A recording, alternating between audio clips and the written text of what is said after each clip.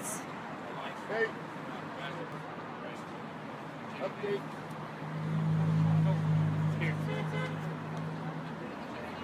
Gives it a second for people to get on here.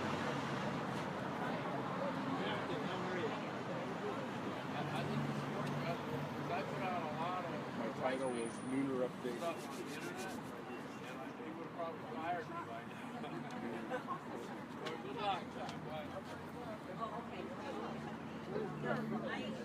I think you have to turn it around, maybe.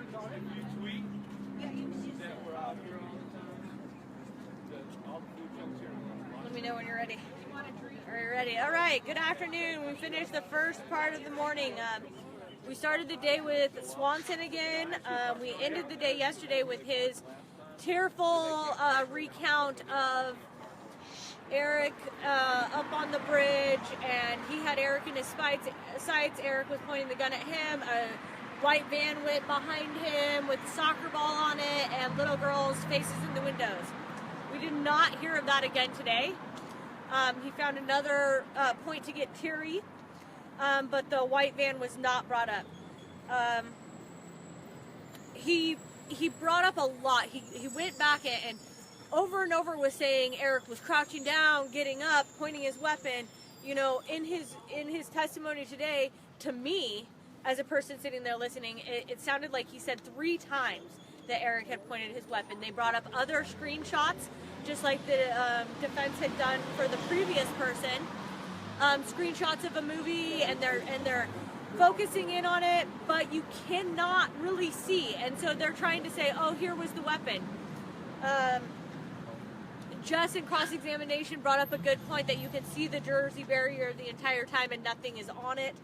So to me, his testimony today was so full of holes before he even got finished saying it that I was confused, and I would assume that the jury was confused as well. So in cross-examination, they pretty much put a lot of holes into his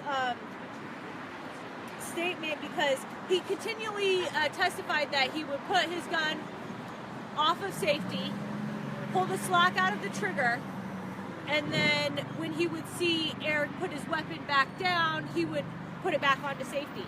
Now, in the still shots that they're showing that supposedly Eric's doing this, and they call him Black Hat Man, you can see the traffic going by. And literally one car is in every single image.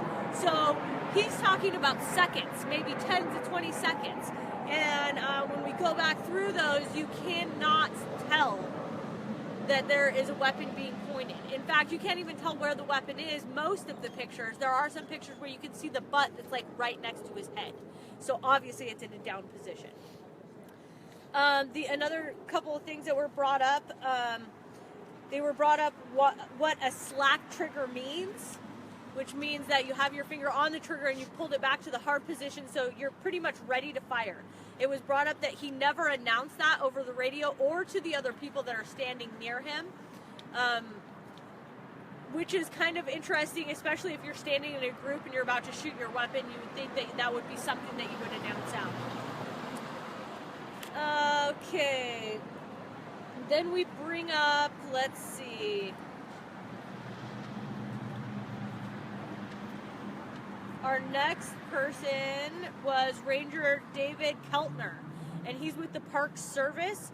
He was the set team manager or leader, supervising ranger, I guess. And on the night of the 11th, he was stationed between the flat top and the ICP. The night of the 11th, they got some intel that the supporters and militia, or mainly the militia, was going to come down and attack the ICP and get the cattle back. So they were all up all night. The set team was a nighttime team normally, so they came out at night, the night of the 11th, and they were set between the flat top and the ICP. He said he left that position at daylight and went back to the hotel. So here we have conflicting stories. Nobody else the night of the 11th could go back to the hotel, but the morning of the 12th, the set team is told, yeah, go back to Mesquite to your hotel. So that's interesting. And he was talking about, he got back to the hotel, he got to go to sleep, and then was called and told to come back to the ICP. There were horses and gunmen coming down to at the gate of the ICP, or post 2. He said when he got to post 1, he could see 2 men with body armor. Now it's him and 8 people, so him and his entire team. And they get back to post 1, which is the entrance, and there's 2 men with body armor, and they were giving him the 1,000-yard stare. And he immediately says this is a threat indicator. And it was objected to, and they sustained it, so he moved on. He said Hooter told them to deploy and come down to the wash once they got there. He could see both bridges, and he was about 200 yards from the northbound bridge, and there was lots of people, flags, the same kind of thing. He also saw a group of 3 men in camo that were working together. They had the same uniforms on, so now it's not just camo, but because they match each other, it's a uniform. So that's how they're getting around the camo yesterday, like, oh, well, if you're wearing camo, it doesn't necessarily mean you're in a militia. So now they're not just wearing camo, but they're wearing matching camo. We all know that if you go and get, like, desert camo, you're going to look like anyone else wearing desert camo. He also said that when he could see the bridge, and he could continually see the black hat man popping up and down, and that he could see he had a weapon. He hears it over the radio and then sees it.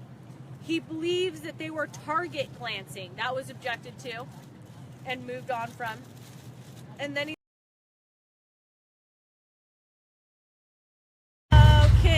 so when we go into cross-examination, the government went through this witness really fast.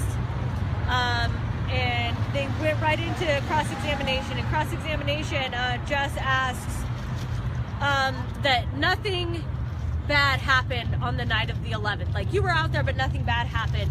And it was a yes or no question. And he immediately says, I spent the night in a foxhole in America. And so he's, like, disturbed by this, right? But he's adding this in to a yes or no question. Here we're doing cross-examination, and the lawyers are asking yes and no questions, and they're getting an entire statement back, not a yes or no. And we've seen Jess, on occasion, over and over again, be like, it's a yes or no question, yes or no. And that's not what's coming back out. Then I want to say one of the most important parts, he was talking about when he arrived there, the BLM were moving their trucks backwards, and he's like, well, how far did they move their trucks? Like, they were getting out of there, or they were just moving back? No, they were just moving back. Well, he's like, well, how far did they move back? And he's like, well, I don't know, I wasn't there. And he's like, well, how do you know that this was happening? He's, well, I seen the video. So right here on the stand, just a moment ago, he's up there and he says, well, he's testifying to all this, but then says that he wasn't actually there at that time and he has just watched the video. I believe then they talked about the fact that they had their AR-15s. They showed the picture of the truck with the Park Service, the one we're all trying to figure out who's in the picture, a couple other pictures. He says he wasn't in any of those pictures and can attest to it. And then we stopped for lunch. As we stopped for lunch and we let the jury out, it was brought up again that juror number 12 was falling asleep. Or she was asleep and had to be woken up again. The judge brought it up and put it on the record. This is the second time that she has dozed off and someone's literally had to shake her awake. So they're putting it up there, whoever wants to file a motion or have her removed or what. I believe it was Leventhal, and I can attest to this myself. I didn't take really great notes at the end because I myself was falling asleep. I'm about, everyone in that whole courtroom is about bored with this. We're seeing the same things over. We're having the same testimony over and over. And Leventhal himself said that he about dozed off in the last little portion. And so we're going back in after lunch. I guess they'll decide if anyone's going to make any motions to remove that juror. And we'll go back into cross-examination of the guy that's on the stand. That's all I've got. Oh, one more thing. We've got our regular supporters down here, but we could always use some more people. The courtroom is not even close to being full. So if you want to come in and go upstairs and sit through, if you want to come down here and sit out here, we could use extra people to sit out here, so some of our people that are normally sitting out here could go inside with us. So if you are in the area, we go through Monday through Thursday for the next couple weeks. We don't know how long, because they could call just about as many people as they want to. That's all. Right on. Thank you. Thanks, you. Anthony. Thank you. We'll be back this afternoon, folks. Oh, Hey. no. You hacky sacked the ashtray. No, I coated the I couldn't resist. That is federal land abuse, sir. Right? That is on the federal courthouse. Boy, that tipped over real easy. It did, didn't it? Yeah. That's Wait a it. minute. IRS is coming after you, sir. The instant robbing squad. Oh my goodness.